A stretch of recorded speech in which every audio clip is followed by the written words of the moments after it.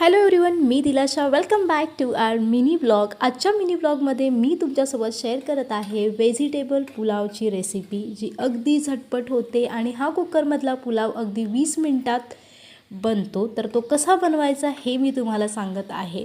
सगळ्यात आधी आपल्याला सर्व व्हेजीज ज्या तुम्हाला आवडीच्या आहेत त्या कट करून ठेवा. टोमॅटो लागणार आहे, आपल्याला कांदा लागणार आहे फोडणीसाठी. प्रथम थोडा ऑइल घालून त्याच्यामध्ये मी ॲड केलेलं आहे जिरं आणि अख्खे मसाले.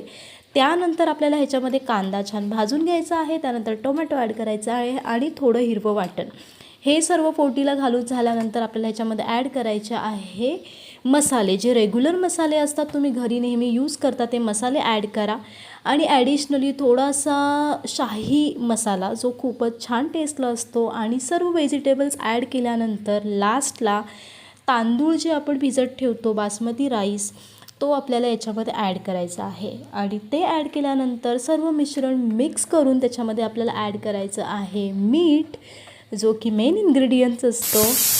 आणि हा झटपट पुलाव पाहताय तुम्ही इथे रेडी आहे. ऑफकोर्स 3 शिट्ट्यांनंतर हा पुलाव रेडी झालेला आहे.